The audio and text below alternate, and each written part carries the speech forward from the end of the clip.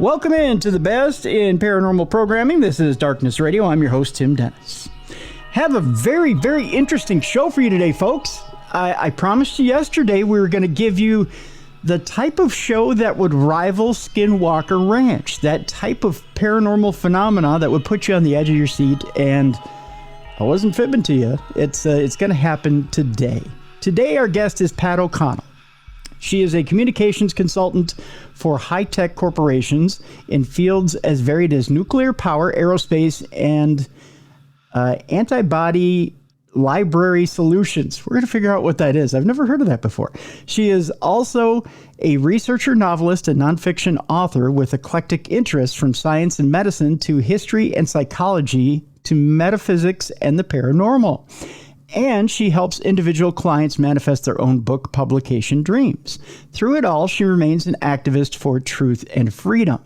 Now, she's had an unusual experience through her brother and herself together, having to do with a particular area. And let me explain something. There's a book out there called Bleedthrough, a true story of aliens, demons, and pure evil in Texas.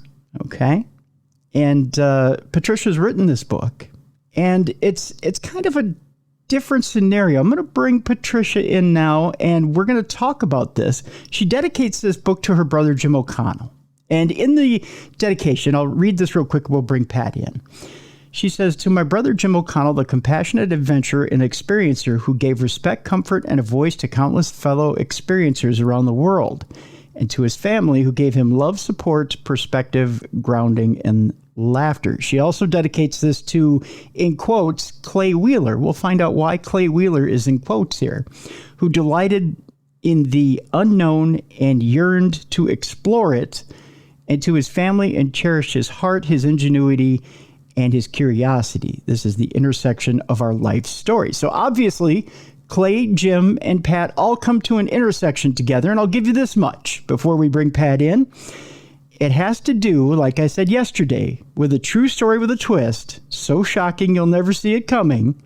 It has to do with a Texas aircraft repair shop owner, Clay Wheeler, who witnessed an array of paranormal phenomena at Sparks County Airport that makes the events of Utah's Skinwalker Ranch pale by comparison. So with that, we're going to bring in our guest right now, Pat O'Connell. Pat, thank you so much for being on the show today. We appreciate it. Well, thank you for inviting me, Tim, and thank you for reading those dedications. I really appreciate that. Absolutely, absolutely. And so with that, let's start to piece this together a little bit. Now, Clay Wheeler obviously is not the real name of the person in the book. That's a pseudonym for obvious reasons. We're protecting identity. So we're going to refer to Clay as Clay respectfully. How do we start this story? What happens in this? Well, for me, for Clay, it started in 2010. But for me, it started, and we can go back to how I pulled in Clay's story, but sure. It started in 2015 when my brother called me. My brother Jim was an abductee, and he was developing a TV reality show about abductees. And, he found it difficult to get through to production companies and people like that this isn't about UFOs. This isn't about the vehicles. He said, I don't understand the fixation with the vehicles. If, the King of England came to your house, you wouldn't go say hi and walk out the door to see what he drove up in, Right, yeah. And so he called me and he said that he had this one case. So he was collecting cases from all over the world of abductions. And he wanted to respect the experience that these people had been through, whether it was real or imagined, or whether it was a psychological phenomenon. And it affected their lives. So he wanted to tell their stories, and he wanted to give them some kind of credibility, maybe to help them in their lives, maybe have some kind of therapeutic effect or whatever. And so he said, I've got this guy in Texas, and my brother was in Connecticut. And he said, he's had so many things happen that are all over the gamut. It's not just abduction. In fact, abduction wasn't even something that Clay acknowledged that was happening to him. I think he was, based on the kind of descriptions that he had of some of the things that happened to him. But he said, I can't, it's more like Skinwalker Ranch. He says, I can't tell this guy's story in 1 hour episode of a TV show. Even if I did a 3-show arc, I don't think I could cover it all. Would you be interested in writing a book, interviewing him, first of all, to vet him, and then maybe write a book or multiple books or a screenplay or all of the above? And I'm like, well, yeah, that sounds interesting. And sure, I'll go meet with him and vet him. And he said, and by the way, the guy says he's shot and buried an alien. And I'm like, whoa, all the, fireworks go off. And I'm like, oh, hell yes, I'm definitely in. And I'm thinking all of this stuff, like this could be one of the most pivotal moments in human history. Yeah. Or it could be nothing. But sure, I'm going to run with it for you. Yeah. So yeah, that's kind of where it all started. I got to ask, Pat, what's other than the reaction you just gave? So you got to let it mull in your mind for a minute. Shot and buried an alien. What's the scenario that goes through your mind when you think, okay, shot and buried an alien? What is the thought that goes through your mind versus what reality eventually is? Do you think I'm just going to go out and immediately cut to the chase and go, show me everything? Or do you go, wait a minute, I'm a little trepidatious about this. And do you start thinking about, do government agencies start getting involved? Right. Am I going to start going through security checks? Is my life going to be turned upside down? Are you more trepidatious, or are you kind of gung-ho Indiana Jones, I'm getting into this thing? I was kind of both. I would kind of bounce back and forth and think, first of all, it could be nothing. This guy could have he could be hoaxing. Mm-hmm. He could be just making it up. But on the other side, if he really had, and there's a part of me that believes that there must be some truth in some of these stories that I've heard. I mean, just recently with the David Grush stuff. Yes. You just can't ignore it all. Right. And some of what Bob Lazar talks about, I tend to believe he wasn't looking for notoriety. Yeah. And neither was Clay.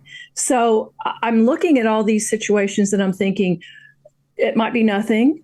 If it is something, as you mentioned, you went through the whole litany of some of the things, if we go out there to dig it up, will the government be there and, Men in Black, and they just take it and hold the flashy thing in front of our face, or they tell you this never happened, you were never here, whatever, or worse. If we're out there talking about it, if I write about even the fact that the government, we went to dig it up, found something, the government came and took it. Is that going to get me, my bank accounts canceled and my credit cards canceled and my ID stolen? All of that stuff went through my mind. But there was a part of me that was, if there is any truth to this, I want to be part of it. And let's just take it as far as we can. So, if someone were to approach me with that, I think I would have the exact same attitude. It'd be like, all right, I'm down, but then what are the ramifications for me? And then the second thing, although your brother's in the business, I got to think that there's the ramifications on family. Yes. Yes. And that part of it, how did that affect you? I mean, did you think, okay, how does this affect family? And what happens if I disappear? And what do I tell them? I had not thought about that. Thank you, Tim. I mean, that's still out there because we have not gone out there to dig. So all of these possibilities are still very real. Now, having said that, the situation has really changed as far as government being more open, and, the congressional hearings and the release of some of the Navy videos and things like that. So I think it's less dangerous for somebody who's talking about it these days. And the government has gotten a lot better at, making you discrediting you. So, they could just say, so I'm really not worried about the ramifications on family or the people that are close to me. I'm more worried about that with my activist work. Oh, okay. And we could talk about that here a little bit. No, later. We don't need to do that. But okay. This I do have a perspective, though, towards the end of the show that will change your mind on that. Okay. Okay. I won't say it yet, but I'll give you a reason why maybe getting in bed with the government is a bad idea. Yeah. And still, I mean, and Yes. we'll hash that up here after we talk about the story a little bit. So you get this call from Jim. Jim says, this guy's got a story too big to tell for television, obviously, because television gives you 42 minutes if you're doing an hour program. Exactly. And even if you cut it up into a few different episodes, it's not a very good medium for telling an in-depth story. So he puts it in your lap. He says, Pat, I want to write a book, or at least get a book together for this guy. The only thing is you can transfer a book possibly to a movie medium. Was that a thought as well that was running through your mind, or did you just get it on the page? Sure. I mean, that's still in my head. Yeah. There's still a possibility. But then in doing that, I mean, I had to leave a whole bunch of Clay's stories on the cutting room floor, as they say. Okay. So there's still a whole lot more material. And then, of course, there will be information about my new team's investigation and trying to go out there and find whatever's there. And we're trying to track down witnesses now. Before it was just me, after my brother died, and that's part of the story. Okay. It was just me. And so I didn't really have the bandwidth to find these people that Clay had mentioned were witnesses and things like that. So, we've got a lot more going on now. Okay. So Jim drops this lead in your lap. What's your first move? Do you contact Clay, tell him you want to come out and see him? And what is that like when you decide you're going to go out there to go see Clay? Well, yes. The first thing was to start communicating with him. And I mean, he was just a fire hose. It was emails and phone calls. And I've seen this before especially in activist circles, where somebody has a viewpoint or has evidence or whatever. And once they find somebody who's receptive, who will listen to them, who will respect them, they just start gushing. Yeah. And that's what we saw Clay was doing. And so I've got hundreds and hundreds of his emails where he's telling me this story or that story or a piece of this story and a piece of that story, just as he remembered it. Mm-hmm. And, oh, by the way, did I tell you about? Oh, by the way, did I tell you about? And that was one of the hallmarks of this, in fact, of the book, because there was always this, oh, did I tell you about? And sometimes that's a really big thing that he forgot to tell me about. So my husband and I went out, after I communicated with him for a while, and he seemed sincere. He seemed intelligent. And so, we set up a day and a time to drive out there to meet him. He actually doesn't live at the airport anymore. Okay. Clay used to, when all this happened, this was a 3.5 year period that all this crazy stuff happened, from 2010 to slightly into 2013. He was living and working at this little bitty airport in the middle of Texas. Okay. And he owned a hangar there, and the hangar building. So on one end was the hangar, in the middle was his office, and on the other end, he had built a small apartment so that he and his wife could live in it while they were saving up money to build a house on some property they bought nearby.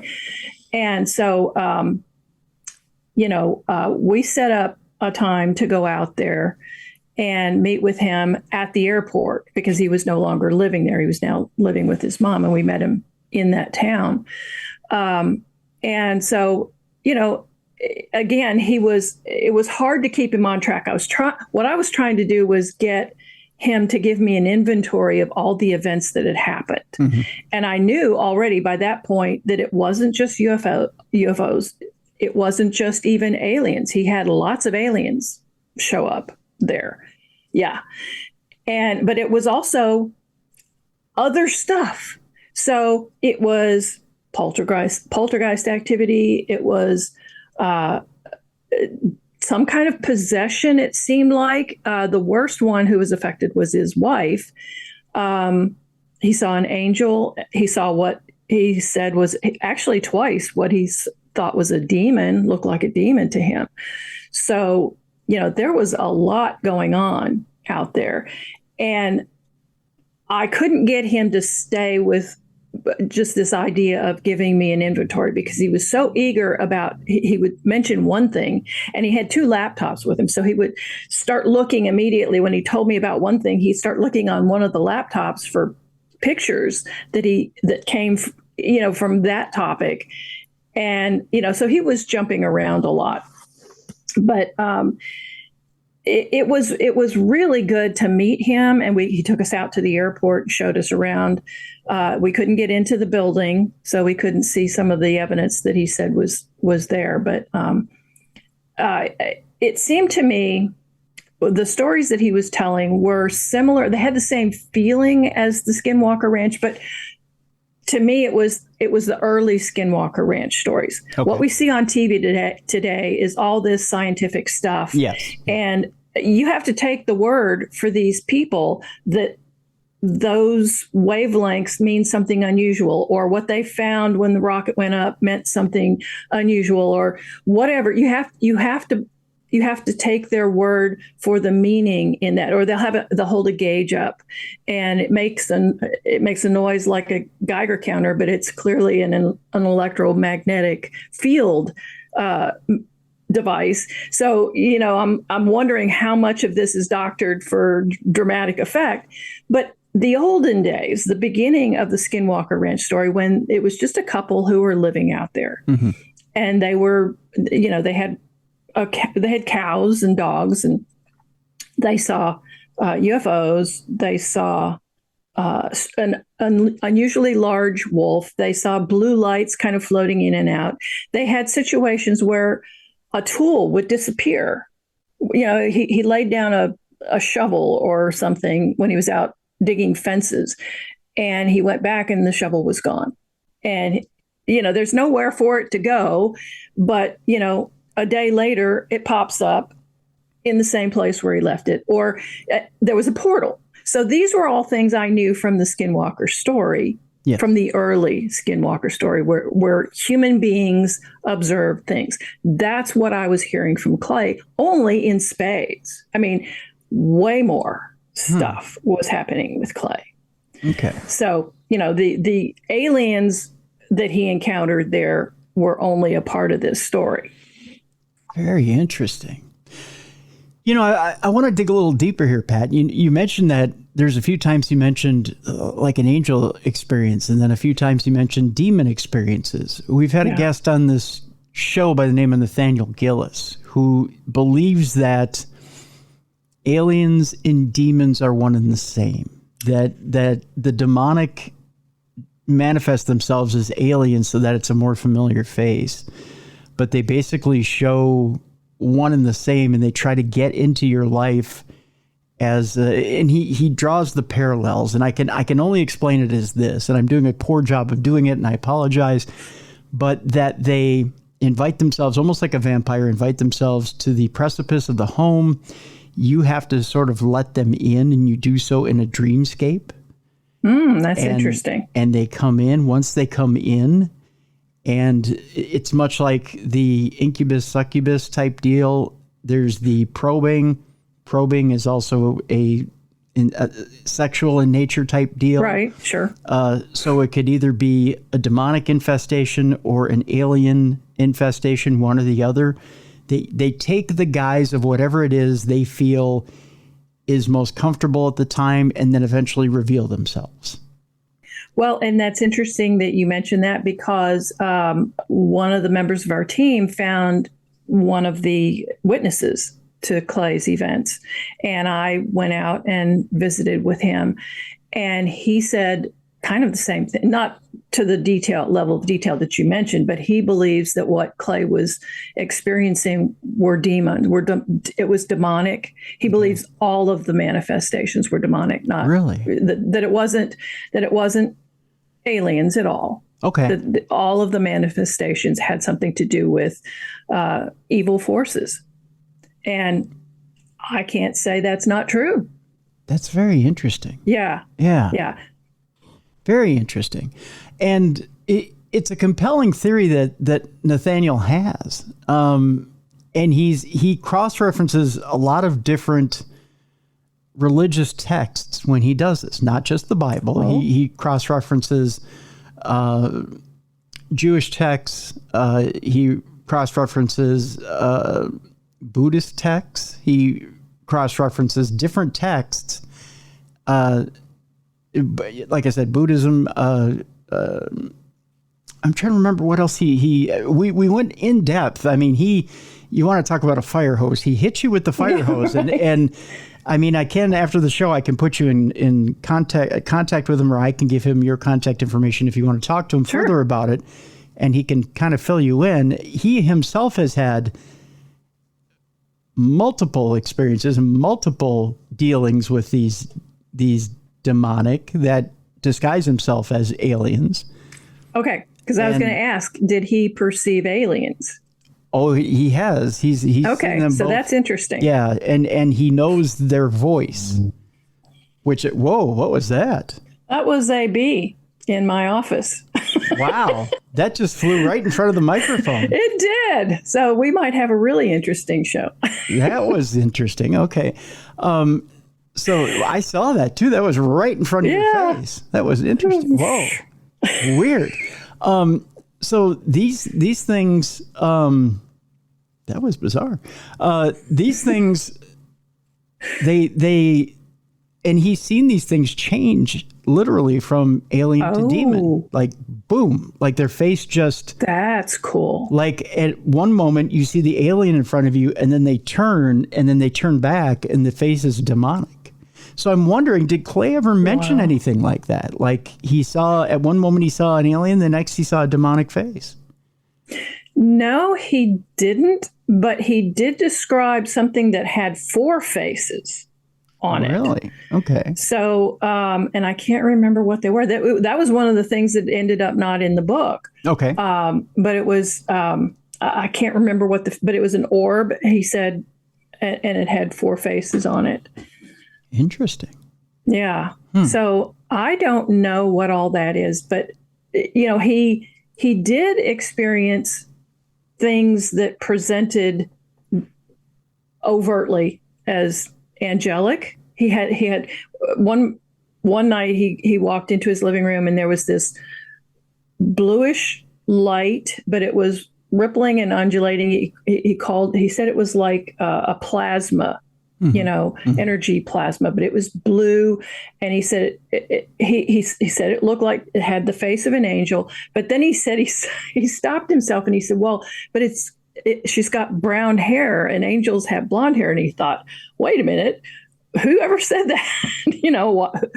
Who says angels have to have blonde hair?" It's just kind of this caricature that he had in his mind that's what it had to be. But so this bluish angel figure appeared in his living room, and it was there for a while, and then this darker figure, kind of made out of the same material, but it was darker. It wasn't the blue, and he said it kind of formed into what he believed to be a demon, and then the two interacted. It was almost like the dark form was not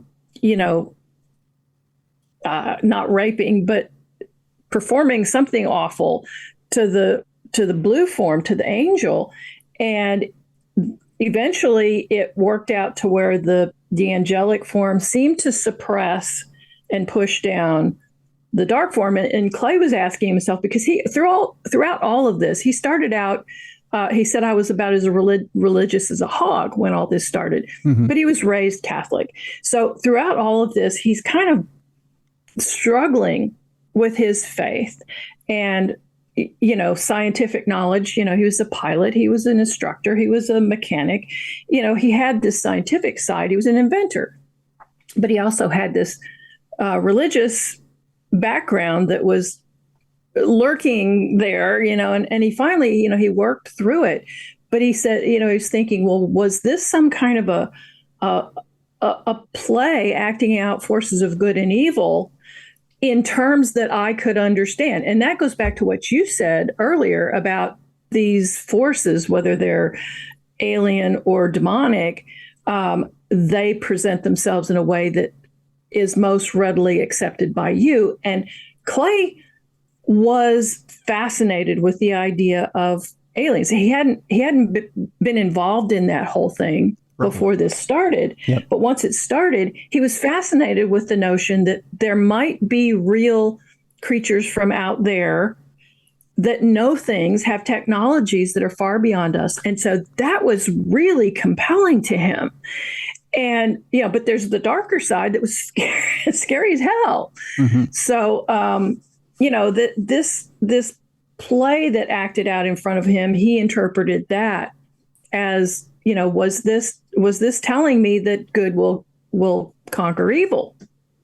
It was a false sense of security. It was to lure him into a false sense of security that he would be all right. Right. And that he could trust. And when he did trust, then they could show themselves. Right. Yeah. Yeah. So, I mean, I don't know what to make of any of this to this day. I find it fascinating, and I want to know more. And I would love to see some of this stuff. Some of it, not so much. It was pretty scary, but we went and sat out on the runway. My husband and I, one night, we spent the night out on the runway, just like, come on down. And then the last time we were out there, I stayed all night by myself because I wanted to see something. I wanted my own experience. I wanted something that I could say, I don't care what anybody says. I know this was real. This was not an illusion. This was not a misinterpretation of something else.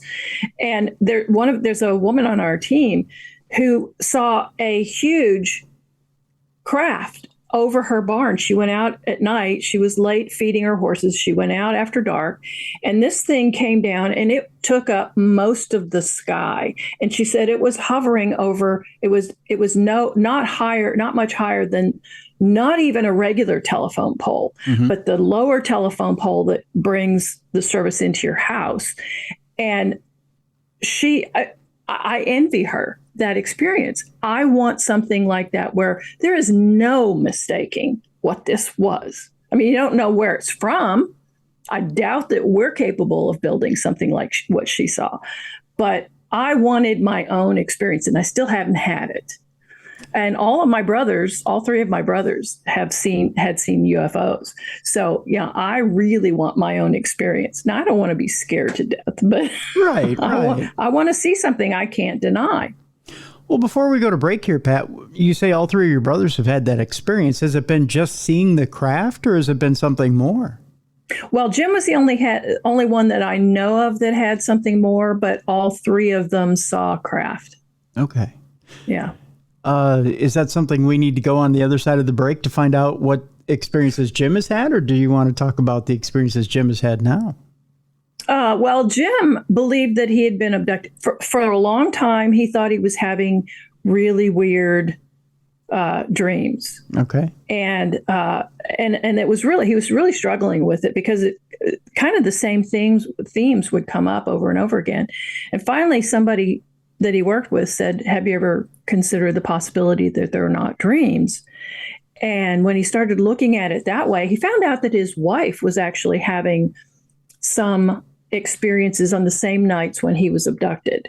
So there was it wasn't a confirmation, but like she found leaves in the bed one morning after he said he had had one of these abduction dreams. And then several years after that, he actually talked to Whitley Strieber, who I'm sure your audience knows who he is, the most famous abductee, with wonderful books, including Communion. Whitley was on a talk show where they had a call-in feature. It was actually the day of the total eclipse, where Mexico had all those mass UFO sightings. Right. And something drew Jim back. He was out on a call, and the farther away he got from the house, he felt like I needed to get home. He got home, and then this show was on. Whitley was on it, and Jim said, "Well, I got to call in because I don't know if I'm having these. I don't know if I'm having dreams or if I'm being abducted, but Whitley will know." And so he said, "I'll try calling in, but I probably won't get on the air." Well, sure enough, he got on the air. And he asked Whitley, he told Whitley what was happening. And he said, the same nights that I have these experiences where I believe I'm being abducted, my wife says there's a weird smell in the house. And I get this confused, but it was like, she says it smelled like wet cardboard. And Whitley says, and Whitley kind of hesitated, like he didn't want to address this. And then he said, "Well, that's one of those things we don't really talk about." And I see it as like when the police have a clue that they don't want the public to know, but the perpetrator will know that thing. Ah, okay. So you don't want to lead the witness. Yeah. So this was not something that's part of the UFO lore, the abduction lore, but Whitley said, "Yeah, it's some people describe it as a smoldering campfire smell." And so that was kind of a confirmation that there is a connection, but it was one of those things where you're not going to run into it just everywhere in UFO books or abduction books or anything like that, or on TV shows. Nobody talks about that. Now I've talked about it, so everybody's going to hear it. But so that was really interesting for Jim, that kind of confirmed that maybe I need to look into this and pursue this. Very interesting. I do want to remind people that if you believe that you have had an experience where you've been abducted or had a negative experience with an alien, that there is hope out there for you and help out there for you. There's a group out there called Opus, and we'll put the link in the description of this program, opusnetwork.org. And you can get help out there. They've been out there for 25 years, and they provided support to experiencers of every kind of paranormal and anomalous phenomena, not just aliens, but all types of paranormal phenomena. So we'll put that link in the description of the show so that you yourself can go out there and get help. So we'll do that as well in this program, so you can reach out and get that help from Opus.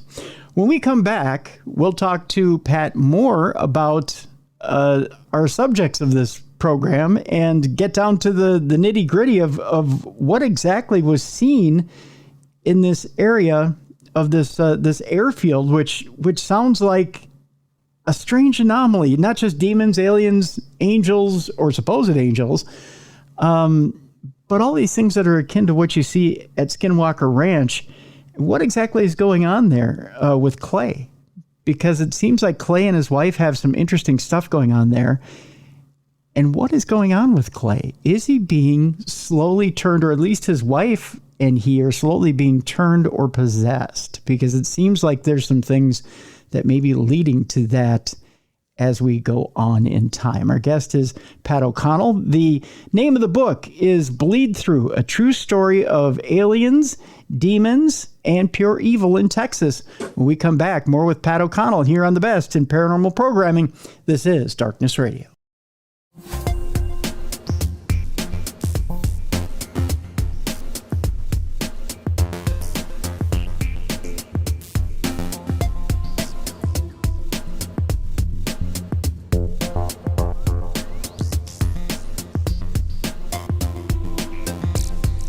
Welcome back to the best in paranormal programming. This is Darkness Radio. I'm your host, Tim Dennis. Our guest is Pat O'Connell. The name of the book is Bleedthrough, a true story of aliens, demons, and pure evil in Texas. We have a link to it in the description of this program. Highly encourage you to go out and get this book, folks. You want to talk about some interesting phenomena, an interesting story, and man, a dead alien out in the middle of this area that Pat had the opportunity to at least go out and take a look. Pat, I'm still shaking my head. I mean, when you get a shot at something like this is, man, you want to talk about once in a lifetime opportunities. That's once in a lifetime opportunity. So Clay Wheeler is the subject that you're told by your brother Jim to putting this book you did, there are quite a few chapters here on Clay. To be exact, 55 chapters on Clay. And there's some interesting chapters in here, indeed, having to do with Clay. And you've described such things as angels, demons, aliens, ghostly activity, poltergeist activity. In the time that you spent with Clay, what was the most unusual thing you can think of that happened on that airstrip? Wow.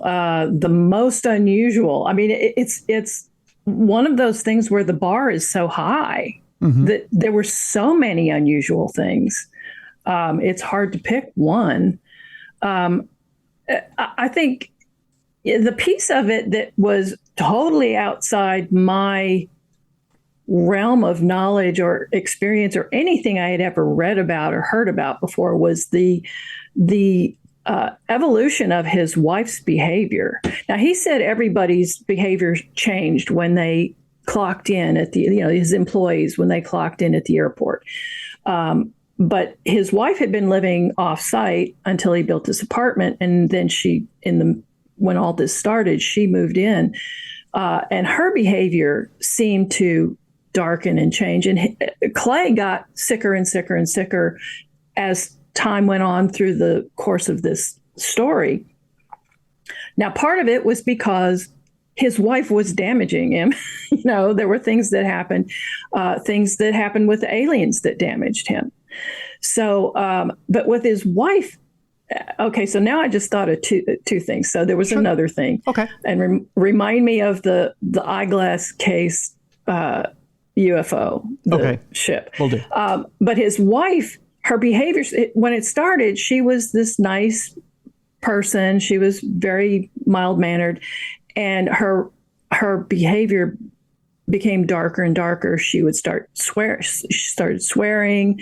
One day, they were out to lunch and they had two cars with them, and she had to go back to work. And so he walked her out to her truck, and she was mad. They had a fight, and so he was holding onto the car at the truck door, and she slammed his hand into the truck door, and then she took off. She dragged him for like a mile and a half from her truck, and he ended up in the hospital. He had broken ribs. He had both his arms were broken. One leg was broken. He had all these abrasions. So, this is kind of the beginning of her, hurting him. And on another occasion, she woke up one morning and her belly was like she was 8 months pregnant. Really? And he caught her, first of all, he's thinking, what the heck is this thing in your belly? What kind of disease can do this? Could you have been stung by something that could do this? We have to get you to the hospital. Yeah. And, but he had seen her earlier. She was in the refrigerator eating meat, raw meat out of the fridge. It was set out for dinner, and he's like, what the heck are you doing? And so, but he wanted to get her to the hospital, and she fought him tooth and nail. And finally, she kicked him in the head. He landed on the concrete floor on the tile floor, and it knocked him out. So she was gone when he came to, and she was gone for several hours. He tried to find her everywhere, and he finally realized he just needed to stay there for her to come back, or for somebody to call one of her friends or somebody that he thought she would go to. And then she came back several hours later, and her stomach was flat and there was nothing. Now, the third thing with her, and this was really the final thing, she showed up at the, he had asked, after she dragged him, he asked her to move in with her sister, or, whatever. Something's happening to you at the airport. We need you out of here for your own good. Well, she was no longer living there now, and she shows up at the airport with his snub-nosed .38, and she starts shooting. Whoa. Yeah. And so she ended up going to jail. Fortunately, she didn't hurt anybody. Fortunately, she was a bad shot, although she claimed that she intended to miss. But Yeah. so that was the last straw, and he finally divorced her after that.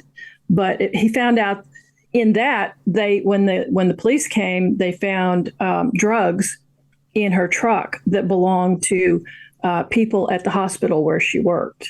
Wow. So, and then his mom later found meth, I believe it was, and the pipe that you'd smoke it with in one of her scrubs. So, that was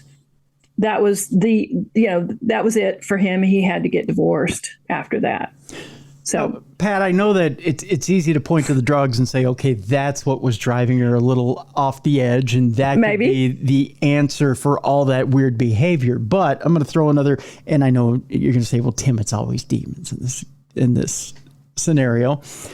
But a lot of the behavior of what you're describing, I know if I were sitting in Nathaniel's shoes right now, he would say, well, that weird baby bump, there's a phenomenon known as missing baby syndrome. But it's normally a lot longer than this. It's right. It's a the lot. Progression is normal right. for a pregnancy. Right. It's a lot longer. And then it just goes away. Yeah. Yes, exactly. Did she ever mention that she had been talking to something that she thought was a spirit or an angel or something like that, or that she had ever engaged in pardon my use of this term, but she had ever engaged in sexual congress or anything like that with a spirit? Had that ever come up?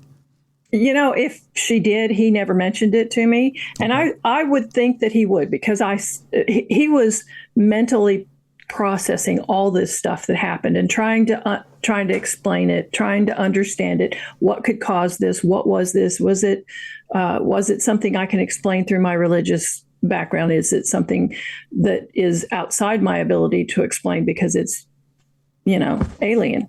Yeah. It's completely alien. Yeah. So he never mentioned it. Okay. Because it's just weird. The eating of the raw meat and everything, it just, that whole thing seems outside of just regular drug use. It sounds like someone who's possessed. Yeah. Completely. And that's where he finally ended up. He believed that she was possessed. Yeah. And so while he was seeing aliens, he was still feeling like whatever was happening. And this wasn't just at the airport. There were things that happened outside the airport that seemed like that he could explain as possession, where people change their behavior so dramatically. And it just happened, in this 3.5-year period. Now, I don't know, we haven't tracked down the ex-wife yet to interview her. No telling what kind of story we'll hear from her. Don't know if we can believe her if we can trust her to tell the truth or what, but it's something we got to pursue.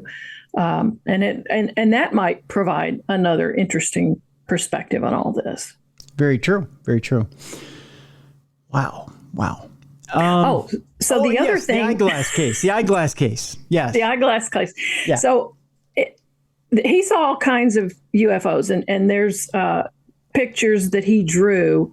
His drawings were way better than his photographs. And he said that his best evidence, photographic and video, was taken, or it was gone when there was a raid by law enforcement of his shop, and they took computers, they took weapons, they took all kinds of stuff. And he said when he got it back, a lot of this stuff was missing. But he did drawings. I think it was a MUFON guy, one of the MUFON investigators, that suggested that he sketch. And he's like, well, duh, why didn't I think of this? And so he saw Mexican hat-shaped craft. He saw pork pie hat-shaped craft. He saw craft that I thought sounded like what Kenneth Arnold described. So the very first flying saucer descriptions, Kenneth Arnold didn't call them saucers. He said they skipped like saucers, but they were like discs, but kind of with a bite out of the back of it. Yeah. So there were all kinds of different different ships, but this one was oblong. It was like he said it was like an hard shell eyeglass case. And so it was long and kind of narrow. And that one featured twice. Once it showed up, and there were a few people there that he worked with. And he said he would go out there with a laser beam. And if he saw a light moving in the sky, so it's just a dot of light in the sky, but it was moving in ways that he knew conventional craft can't move. It's not a satellite. It's not a balloon. It's not an airplane. So he would shine a laser at it, which we're not supposed to do because you can blind pilots. Right. But this was before that, before then. And he would shine it, and some of these craft would jump. Now, a regular craft can't do it. An airplane can't do that. Balloon can't do that. Nothing can do that. Right. And so this one night they were working late, and he was telling them, the people that he worked with, I can show you. I can show you these things. So they all went out with the laser beam, and sure enough, they shine it at this one thing, and it jumps. Well, they shine it again. He shines it again, and it comes closer. So now they can see a shape. It's not just a dot of light in the sky. It jumps closer.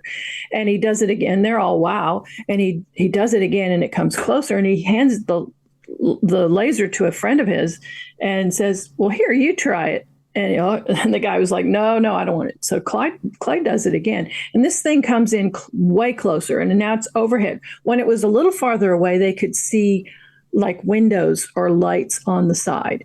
But when it came closer, it was overhead, and all they could see was the underside of it. And so they're all standing out there, and this thing is now hovering overhead. And Clay's going, do you feel that? And they're all like, I don't know what you're talking about. And he says, well, I'm having this warm feeling like there's somebody just poured warm water into my head, and it's going down through the inside of my body. And then as he was describing this, then he started describing he had this horrible headache. Ow, my head's hurting. And they're thinking, okay, we got to get you out of here. We've all got to get out of here. And they ran him into the building. Mm-hmm. And when it was all over, the feeling faded, but he was saying to his friends, I feel like they were trying to communicate with me. He said, it was like what I imagine it feels. What I imagine a computer feels when it's downloading data. And I just thought that was such a cool description. Yeah. To first of all, imagine a computer as a being that feels anything, and that this is what it feels to download information. And he said, I think they were trying to communicate with me. And his other friend said, no, I think they were trying to kill you. So that was the first encounter with the eyeglass case thing. And then the second one was, as time went on, not only did Clay's health go downhill, and his business went downhill, and now it was down to just him and one other employee. And they were out there one night, and the employee comes in, and Clay was inside. They were going to have dinner together, and Clay was inside cooking or something. And so the employee comes in and says, Clay, you got to see this. Outside between the hangar and the terminal building, this eyeglass case craft was hovering. And he said it was so low, I could reach out and touch it with the bottom of my hand. Really? And I'm thinking, oh my God, that is the coolest thing in the world. What did it feel like? And he said, it felt organic. He said, it felt like wet leather. Whoa. I felt like this thing was alive. And then it sprayed him, and whatever it was that it sprayed burned like hell. And he, his employee got him stripped down, hosed him off with there's an emergency shower where anywhere you handle chemicals, you have these emergency showers. So he stripped him down. He's hosing him off. He rushes him to the hospital. And Clay said to me that he said that the doctors that were on his case were arguing over whether this was a chemical burn or a radiation burn, that it had kind of features of both. I was just so that's part of what I want to do. I want to track down these doctors to find out how in the world, what characteristics, if you can remember, and I would think you would, can you remember that would make you think that these are radiation burns versus chemical burns? And, so that was the other thing that was so outside my sphere of knowledge that, it really stood out for me. Well, I might be able to help with that a little bit. And that is when you talk to most scientists and they try to, and again, I'm kind of dumb when it comes to this. I've only heard the talk back and forth, and in my little brain try to grasp some of it. And there's listeners out there that are much smarter than I am, and they'll probably say, well, you screwed it up when you were trying to explain it to Pat. But in the way that they describe it, most UFOs use a system of propulsion that has to do with electromagnetic frequency and magnetics. And in that EMF is radiation. And it's a system of magnetics that uses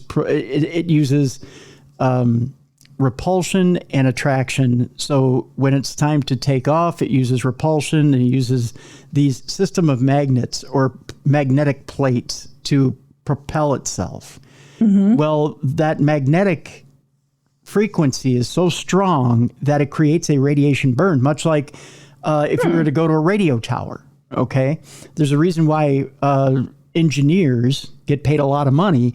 It's because, and I have a friend, unfortunately, who passed away a few years ago from cancer, from radiation burns. Right. Because there's a lot of radiation up there. And that radiation, of course, is caused by that EMF. And we talk about EMF, electricity. That's all, again, a part of that spectrum.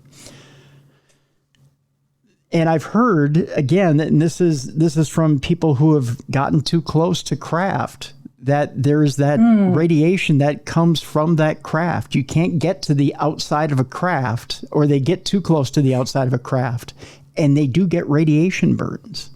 That's interesting. Well, and while you were describing the propulsion, I was remembering what Bob Lazar talked about. It was element 115 or whatever it is. It's some element that we couldn't even make in on Earth.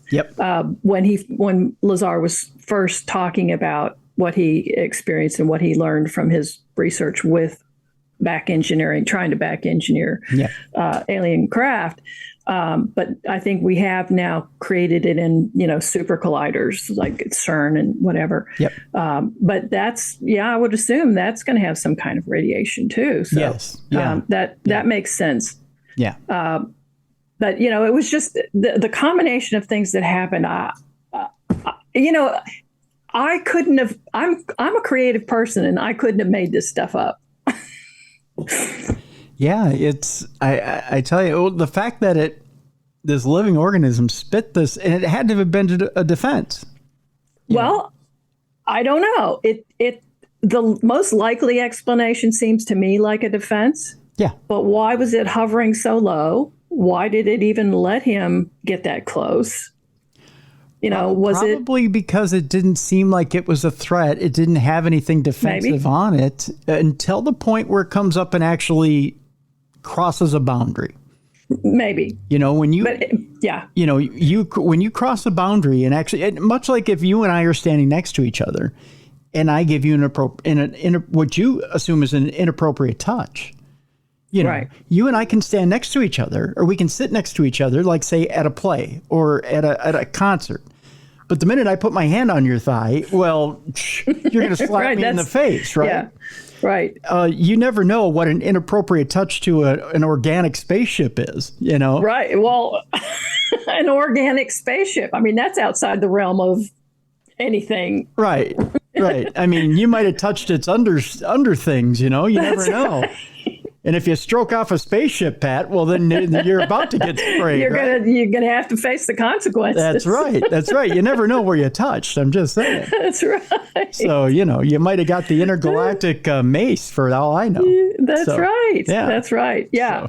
So, but I wanted to make sure that we talked about because sometimes I forget to do this.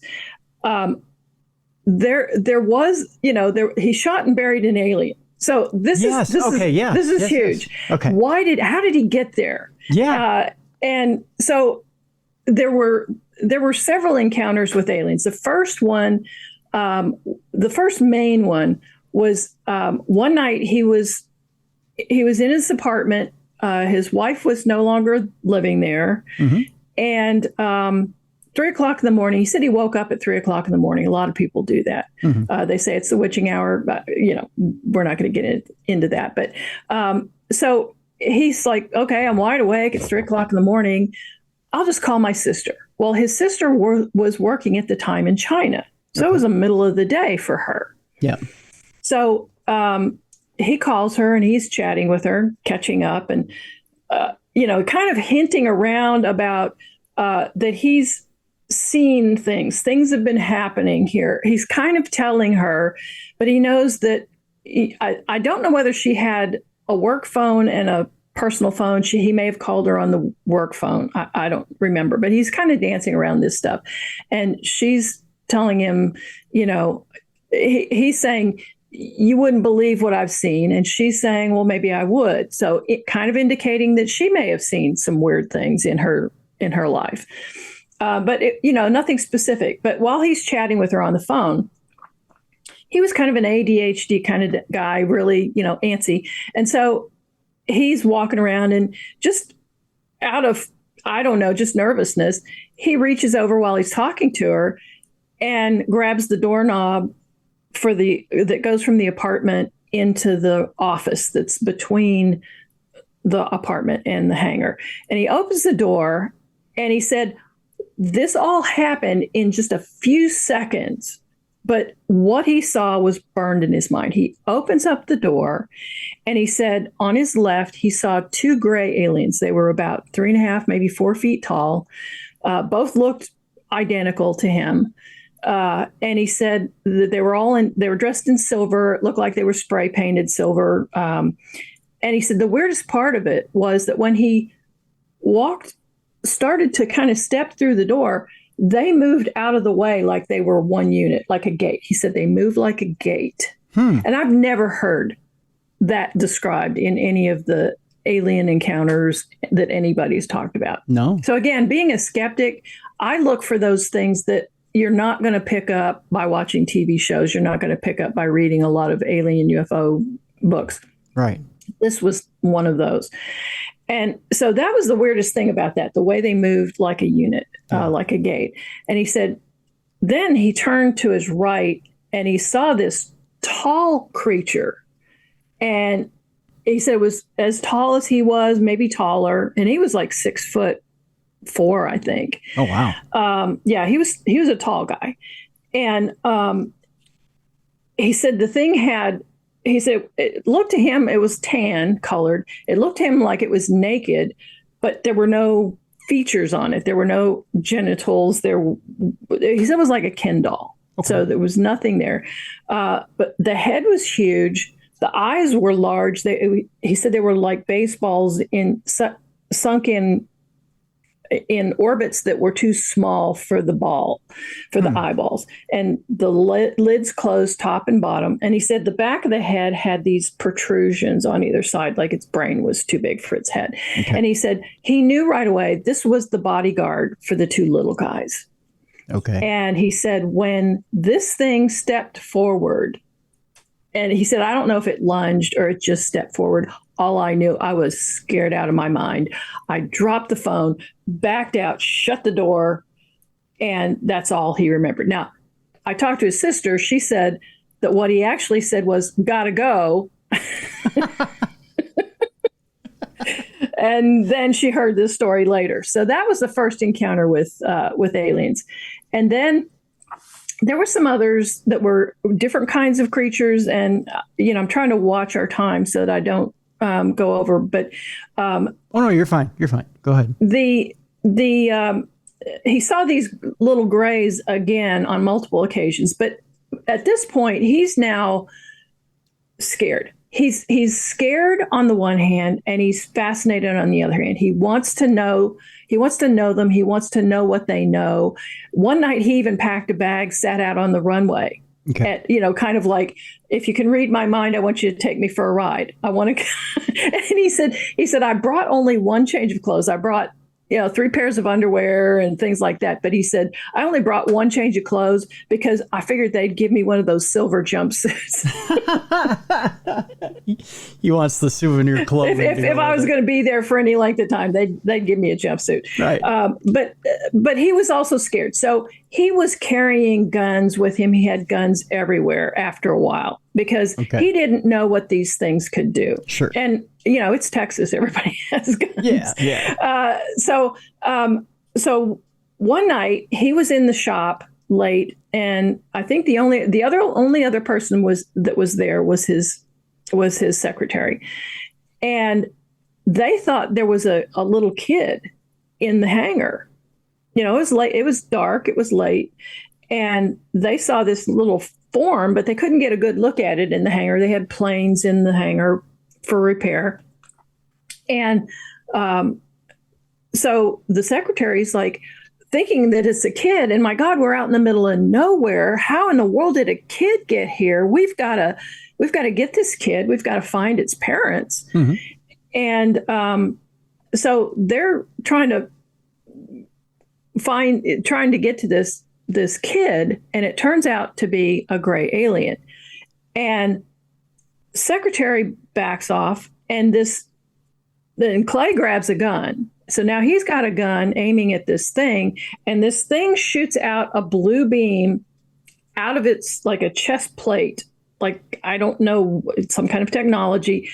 It was about 4 inches in diameter, and he said it shot this beam out, and it was like a laser beam. It cut through everything in its path. It cut through part of an airplane, part of a scaffolding, and it cut out through the outside wall of the hangar. So this is corrugated steel. It cut a hole through the hangar. Whoa. And so now he knows these things can kill. Yeah. These things can do damage. So now he's really scared. So the next encounter with a small alien, he's thinking, these things are really dangerous. And so when one showed up, there were a couple of employees working with him, and it was during the day, the second time. And so he shot the thing, and it fell, and he said it started to outgas and bleed this blue stuff. And so he made everybody get out. And so they stayed away for a while, just thinking, maybe this gas is poisonous or whatever. Yeah. So they waited for a while, and when they went back in, the thing was gone. But he said the floor was etched with whatever it had bled out. And when we went out there, he told me if we could get into the hangar, I could show you where the floor was etched from this. Now, being a skeptic, he worked with all kinds of chemicals. Could it have, could something have etched the concrete? I don't know. Yeah. But the thing left a helmet, and he said it wasn't like a motorcycle helmet. It was like a skull cap. So it was real thin and real small. And he buried that. That was the first thing he buried. So now that's the second encounter with these gray aliens. And the third encounter, he was there by himself. Okay. And again, it was just kind of hair trigger. Thing showed up. He knew it potentially could have this laser beam thing. It could kill him. So he shot it, and there it was. It was dead. And so he said it was really weird. He said, if you had told me, before all this stuff happened, that I had shot and killed an alien, I had an alien body right here. If you had told me that I wasn't going to just put it in the back of my truck and take it all over the country onto Oprah and CNN and just brag it to the world, show it off to the world, we have this thing, I would have said you were crazy. But he said, in that moment, I felt, this was a living creature, and I needed time. My brain was shorting out. What do I do? What do I do? So he wrapped it up in a couple layers of plastic bag, put it in a box, and he took it to his cousin's restaurant where the cousin had a walk-in freezer. Oh, God. And he asked the cousin, he told the cousin they had shot a feral hog, because in Texas, parts of Texas, we have these wild hogs. Yep. And they make a big mess. And anybody who wants to shoot them on our property, come on down, and so, and some people eat them. They'll butcher them up and they'll eat them. So he asked his cousin if he would just hang on to this until he decided what he wanted to do with it. And so, time passed and he realized I need to. And at that point, his religious faith was starting to kick back in. Mm-hmm. He had a priest come out, bless the place. He put crucifixes over doorways and everything like that. So he was starting to engage his faith in this. He was reading the Bible. And so he said, I really needed to do right by this creature. I don't know what it was. I don't know if it was evil. But, if God created it, I need to treat it with respect. So he brought it back from his cousins and he buried it. And he gave a little, speech, some kind of a something. He didn't really know what to do, but he felt like he had to say some kind of words over the thing, and he buried it with respect. Sure. So that was the. I wanted to make sure we got to how we ended up with a dead and buried alien. No, and that's perfect, Pat. Now let me ask you this: had any other aliens tried to come back to claim the body? Well, that's a really good question. We don't know. Okay. Maybe when we dig the site, there will be nothing. Does that mean there was nothing? Could the aliens have come back? Because the first alien disappeared, or the first one he shot disappeared. Really? And he was thinking, maybe it wasn't quite dead. And so the alien paramedics came and got him and took him wherever. So there's nothing to say that whoever his alien family or his alien team that was with him when he came, could they have beamed him out of the box or mm-hmm. out of the ground mm-hmm. or whatever? We don't know. So that's certainly a possibility if we find nothing. Now, we are going to try to, if we do find a box that he claimed he buried it in, we've got a member of our team who is a biophysicist. And so he is our exobiologist. He's got as much experience with extraterrestrial bodies as anybody else that we know of. Yeah. And so, he's got a protocol for us. We'll be swabbing the inside of the box. We'll be taking samples. We'll be taking samples from everything whatever we find and see if there's anything unusual about it. But interesting. But what happened, another interesting piece is that when we were out there, my husband and I were out there interviewing him, I was at the terminal building changing out memory cards or something. And so Clay and my husband were walking on the runway. When they got back, my husband said, because I was talking about how Clay had said that the box that he buried the alien in, he put a lot of screws in it. So there would be plenty of metal for a metal detector to find. Ah. My husband said, but he told me he buried it in an ammo box. Now, my idea of an ammo box is, this big, this tall, and it's made of steel. Yeah.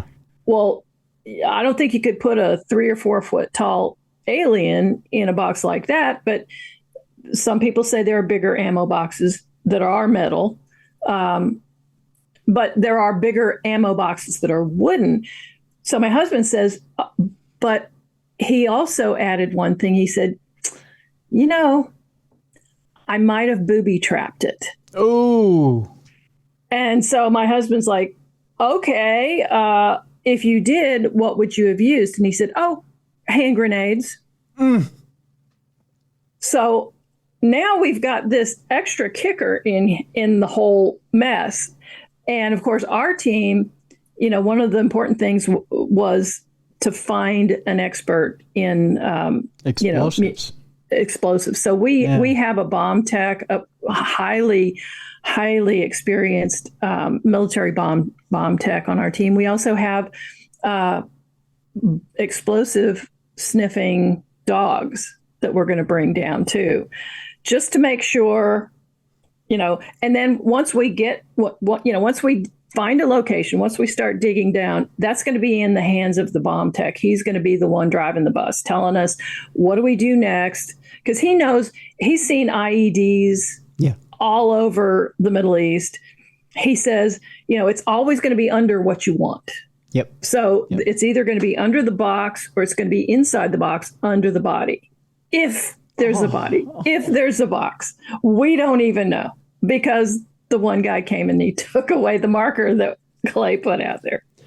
Okay, now I'm going to give you the worst case scenario here, Pat, and then we can let it lie from there. What happens if the aliens came, got the body, and tripped the explosives? Are you going to have enough DNA to swab? Well, the exobiologist is prepared to take samples of the dirt. Okay. So, we're gonna sample everything. Now, will we find anything that's unusual? I don't know. Yeah. That would be the coolest thing. And he's actually gonna analyze. I've got 2 alleged alien implants, not part of Clay's story, but part of my brother's story. Okay. So one was removed from my brother, and another one, an abductee removed from her own arm. Wow. So our guy wants to examine those, but he wants to examine those in a way that, yes, looks at the biology, but he wants to also look at the functionality. Does it emit electromagnetic frequencies? Yeah. Does it have a function? Can it control people? Can it, does the implant control you, make you do things? Is it just a GPS? Is it something else? Is it just, who knows what it is? Interesting. Yeah. Indeed. Before we start to wrap things up, there's one note here that I want to dive into, and it has to do with an alien laser attack followed by, was that a laser attack before the 2 shootings of the aliens? The laser attack? Yeah. Well, that was the alien that had the blue beam. Okay. So that was the blue shot beam. Out of the. Okay. Yeah. Okay. All right. So let's forget about that. So just before Jim was going to go to Texas to excavate the site, he had his heart attack. Correct? Yes. Yeah. He was saying, he had been trying to get permissions and whatever he needed to get to film, and he was not admitting that they were looking for an alien body. He was just getting permissions to film in that county. And it was, they were dragging it out. Finally, he said, I'm just coming down, and I'm going to bring a small film crew with me. And he was going to interview Clay and dig up whatever was there to dig up. And, right before he came down, I got a call in the middle of the night, and it was my niece. And she said, he's dead. And that was a shock. That was a complete shock. And, some people, especially people who knew him, have asked me if that was suspicious. And I'm like, you could question that, because he was delving into something that some people wouldn't want known. But I found out from my sister-in-law that he had excuse me, I knew he had AFib, atrial fibrillation. Yep. And he found out that there were a couple of enzymes that you could take, and he finally got those balanced, and the AFib went away. I thought that was all. I found out from my sister-in-law later on that Jimmy actually, when he had gone in for the initial test to find out what this was going on, they found an indication that he had at least one previous heart attack, and they wanted him to come back for more tests. And he had told her, well, I'll go to Texas first. Yeah. No, no, no. And when I come back, I'll get the full tests. And obviously that was too late. Yeah. But so now, here's Clay and I, and we're still corresponding. We're still talking on the phone. We're still going out there periodically. But we didn't know what to do. I couldn't replace Jim. I couldn't step into his shoes. There's no way I could have done a TV show. Right. Especially not wrangling all the dramas and the ins and outs of, the money people and financing and, whatever. But I knew I could write a book. So I was trying to gather information from Clay to get, tell me what your normal life was like. Mm-hmm. So that I could tell your story. I can show how your normal life was disrupted by these crazy events. And so he was trying to tell me that, and he gave me some charming background stories about his life. And then it was about a year after Jimmy had died, and I felt like, my sister-in-law, my niece, they were so broken. This just took them so by surprise. Jimmy was so vital and vibrant and full of energy and full of, he was into so many other things beyond just this.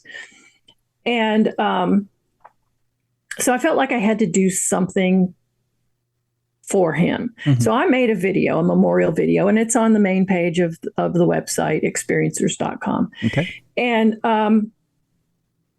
so I made the video and I sent it out. I emailed the link out to everybody I knew, and then I put it on Facebook so that anybody in that community because he contacted people all over the world. So I wanted them to be able to find that. And I didn't hear back from Clay. And I knew that he and Jim had become close. They were kind of like brothers. They would fight sometimes. But Clay felt like Jim was the only one who really got him. He felt like this was my one person who understands what I'm going through, who respects what I'm telling him, no matter how wacky it is. And I didn't hear back from Clay. And I didn't hear. And that was unusual because he and I had been corresponding on a regular basis, probably at least once a day, if not multiple times a day. Okay. So I contacted his sister. I emailed his sister and I said, is he okay? I sent out this thing and I'm a little worried. I hadn't heard back from him. And she said, no, he's not okay. He's been in the hospital for a month. Oh. And he has multiple organ failure and flesh-eating bacteria. And if he survives, they're going to have to remove, or they had already removed huge patches of his skin. They were going to have to do massive transplants or whatever to replace those pieces of skin. And then the next day, she emailed me that he had died. So now here I was left with all this material. Yeah. My brother's gone. I can't do a TV show. Clay's gone. I can't really tell you what his normal life looked like. All I knew were bits and pieces of these crazy stories that happened to him. Yeah. So I sat on the material for a long time, not really knowing what to do with it. And then finally I said, I have to do something. I can at least write the book. Yeah. So that's what I did. And that's where we are. Yeah. And like I said, there's still a whole lot of material that isn't in the book. Well, that brings me to this question then, Pat. So is there a chance that there's a follow-up here, that there's a sequel, that there's the stuff that's on the cutting room floor? Maybe there's an addendum or a second book? I'm thinking there may be. I thought there would only be one, and that would be just because some people didn't like the fact that I fictionalized it. I created fictional characters. I mean, other than Clay and his wife and his mom and his sister, and the core cast. And I created fictional day-to-day scenarios. The work, what was work like? What was your life like when things weren't weird with your wife. So I creatively imagined those things. I created characters that played the role of the witnesses he told me about, but weren't any of them. So just, I made up a character that was like his best friend. Sure. And so that best friend took some of those characters. But for people who didn't like the idea that it was fictionalized, even though it was built around, the crazy stuff that happened, I didn't make up. Right. The most creative stuff I did not make up. All I made up was the boring stuff. Right. And right. so,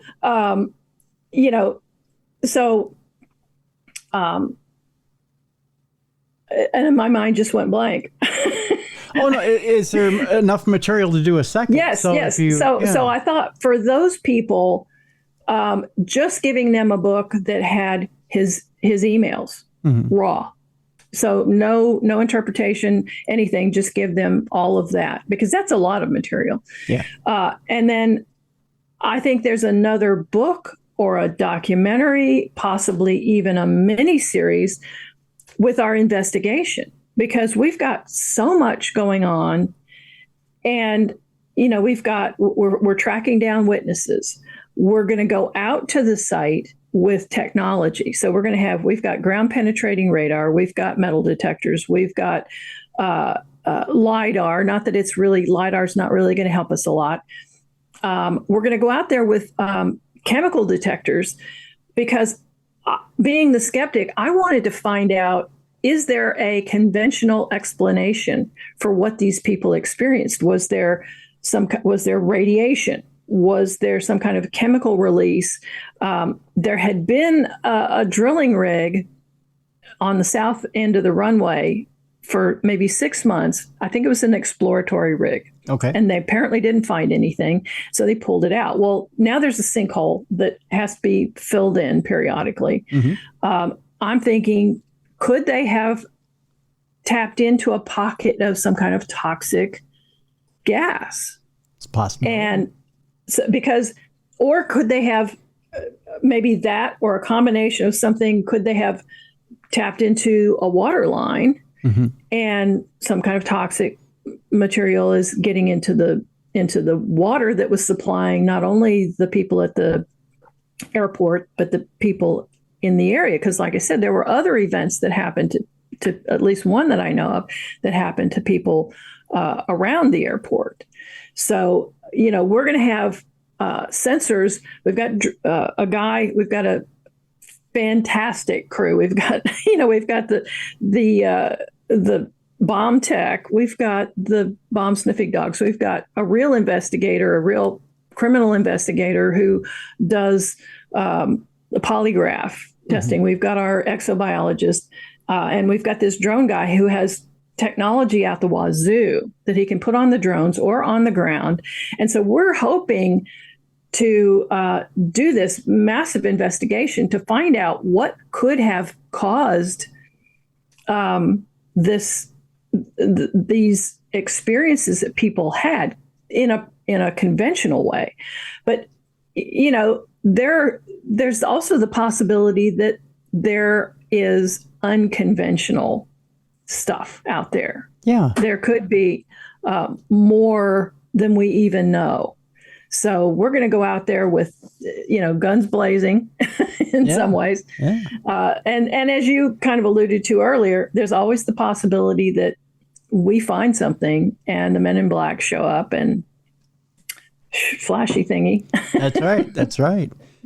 This never happened. Meanwhile, that second book, like you said, you could compile all the emails and simply just name it "Diary of a Tortured Soul." Yeah, really, and put it out. It would be a phenomenal read. It really is. I mean, just the stories that he told, and his just remembering things here and there, and also other things that he was looking for. So once all this stuff happened to him, he opened his mind. You and I were talking about this before. It opened his mind, and I've seen this happen where people who have a very real experience, unusual experience, now they open their minds to every unusual possibility. Yes. And it takes a while for them to bring that back down to where they can discern, really extraordinary things from, I'm just misinterpreting things. Yes. And so, So the things that he talked about, I mean, he went off the deep end really after he moved out of there, reading everything he could about UFOs and aliens and all kinds of weird stuff. But he was also getting into conspiracy theories that may or may not be true. And he was asking me for perspective. And, I try to help because, like I said, I'm a skeptic, but I also know that there are real bad things or conspiracies that happen that are, public knowledge now. Yeah. And I'm sure that has not stopped. There are real conspiracy things going on. People do conspire to do things behind the scenes or to other people that they don't tell them about. Very true. Very true. The book is Bleedthrough, a true story of aliens, demons, and pure evil in Texas. It's written by Pat O'Connell. Again, we have a link for it in the description of this program. I encourage you to go get the book and give it a good read because it is quite intriguing. There's a lot of good stuff in it, folks. I know you're going to enjoy it. And by the way, we will also put up a link to Experiencers so you can check out the website as well and see that video that Pat is talking about, that loving memorial to Jim O'Connell that is up at the website. Also, we will put up a link to Opus, the opusnetwork.org, in case you have had an experience yourself and you want to get help with that as well. Pat, I want to thank you so much for being with us today. Well, thank you so much, Tim. This is great. This has been fun. It's been a lot of fun, and I greatly appreciate you sharing your story, Jim's story, and Clay's story as well today. Thank you. Thank you for doing that as well. Well, it's been my pleasure, and thank you so much.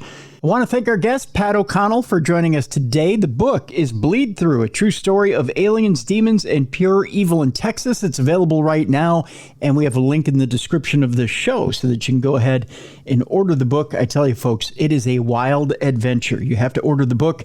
You have to read it for yourself.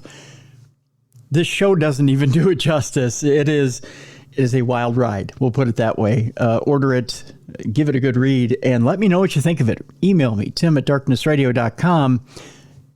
Even though it is written from the fictional perspective of a quote-unquote best friend, every story in it is true. It is true. Folks, I tell you, I'm blown away after today's show. I think I need a nap, I think is what I need. I'm going to take a nice nap after today's show and try to rest, recuperate, and get my bearings in the universe. I think that's what I'm going to do today. I want to thank everybody for continuing to be great listeners of the show. Here's what I'm going to ask you to do today. This is your homework for this weekend. If you're enjoying the show, if you're enjoying everything that myself, Bruiser Malley, and Jessica Freeberg is bringing to you on a weekly basis, tell a friend, tell a family member, tell somebody you love to download the show and try it. And if you like it, you've tried it, you like it, subscribe to it and become a family member of Darkness Radio here. Appreciate it if you could do that for us this weekend. That's the one thing I want you to do this weekend for us. Spread the word on Darkness Radio. Let them know that even if they've tried it before and they might have gone away from the show, maybe something might have turned them off about it, invite them back. Invite them back and have them try it again. And tell them, hey, you know what? It's a new day over here, and give it a try. Give it another try and tell us what you think. I'm anxious to see what it is. If they have maybe had a negative experience with the show, have them email me, tim@darknessradio.com. I'm anxious to see what it was that they weren't so hot about. And I'd like to take it on one-on-one. It's the kind of guy I am. And not in a negative way. Not in a negative way. I'm just curious as to what it was they were anxious about or didn't like about the show and decided to leave. Because in the end, what I'm trying to do is build a stronger show. And I'm open to suggestions as well as to things that you would like to hear on this show. I'm always looking to bring you guests that you're open to and want to hear on this show. A lot of times as broadcasters, when we sit down and we're putting a show together, we feel like we're broadcasting into the ether. And that's not what we're doing at all. We're trying to put together a show based on some on some metrics that we get based on what you email us and how you interact with us, especially on social media and whatnot, as to what we should program for you. I only have so many metrics that I can put together to figure out what it is that you guys like. It's up to you to get back to me and tell me what it is you really want to hear. So, Tim@darknessradio.com. Let me know. Or you can go to darknessradioshow.com, our website, and you can drop me a note there as well. So I'd like to hear from you either way. I'd appreciate it. Also, Parashare stories. If you have a Parashare story for us, go to darknessradioshow.com as well. You can drop me a note there, or you can write me an email, tim@darknessradio.com. Send your written out email there. Or if you go to darknessradioshow.com, there's that blue button on the right-hand side. You can click that blue button. You've got 2 minutes to leave a voice note. If you need more time, click on it again. Leave us another 2 minutes, and so on and so on and so on. Rinse and repeat until you've got your story out. I'll stitch those 2-minute voice notes together, and we'll put your lovely voice on air, like we did Grim Goblin Jack this week. A beautiful, beautiful Parashare, by the way. We appreciate that. So thank you very much, Jack. I think that's going to do it for this weekend. Again, I'm up at KNSI this weekend. So if you'd like to listen between 7 and 9 a.m., I'll be doing something other than paranormal, just sports and weather and trying to wake up on a Saturday morning. You can feel free to listen in. KNSIradio.com. We'd greatly appreciate it. And a reminder, too, just to be a light in someone's darkness this weekend. Just, if you can, you have a few spare moments, help somebody out this weekend. We're getting closer to the holidays. If you've got an extra $5 you want to throw on a red kettle, or a $5 you want to throw into a charitable donation to someone you know will go to help somebody in the holidays here, it's needed and appreciated at this time of year. If you want to help get meals together for holiday meals for people that are less fortunate, that's a great thing to do this time of year as well. Warm coats and hats and mittens for people that may be struggling this time of year as well, greatly appreciated. Anything you can do. I know we try to sustain this movement all year round, but especially now, it's definitely needed. And I know that you out there as a Darkness Radio listener go the extra mile, and I appreciate you for that. So if you can do that this weekend, we greatly appreciate it, and thank you so much from the bottom of all our hearts. I want to thank Jessica Freeberg for filling in this week. Thank you so much, Jess. It's greatly appreciated. I love seeing you last weekend at the Winter Wonderland Expo. I'm messing up the name of it, but I want to thank the Gurneys as well for having me out there as well in Shoreview this past weekend. And Beer City Bruiser, I want to thank him as well. He really did fight through the tail end of COVID to get on this week and be with you guys. I know we've all suffered with COVID. We know what it feels like. It's not a nice trip, especially when you're battling some extra pounds, put it that way, and you're trying to work out at the same time. Bruiser still keeps himself in really good shape and wrestling shape, and when he's trying to go to gym on top of breathing and wheezing and trying to catch his breath, it's not a good thing. And then he's trying to get on the show and entertain at the same time. So I appreciate the fact that he's pushing his body to try and get here, and I appreciate that as well. He has no idea, still has no idea. And I appreciate you for that, brother. I appreciate you more than you know. Speaking of, I'd like to get this kid paid eventually. So here's what we're going to do. We're going to post from our t-shirt shop, which is going to be at Pro Wrestling Tees. So that's coming up here probably next week. We may have one or two designs. So I want you to look out for it. We'll have a link from darknessradioshow.com. We'll also put it up on our social media sites where you can order those shirts from. So if you would, and you'd be so kind, feel free to order merchandise. I'll put up as much merchandise as I can. And let's just put it this way. Every little thin dime I have goes to paying my co-hosts. It has nothing to do with me. It has everything to do with them. So let's keep our co-hosts around, shall we? Please help me out. Help me to help them. That's what we're doing with that money. So that's about it. For Beer City Bruiser, for Jessica Freeberg, for Mally Fox, I'm Tim Dennis. Thank you so much for tuning in and being a great listener and a great contributor to this family called Darkness Radio. We'll be back with some more great shows next week. Thank you for listening to the best in paranormal podcasting. This is Darkness Radio.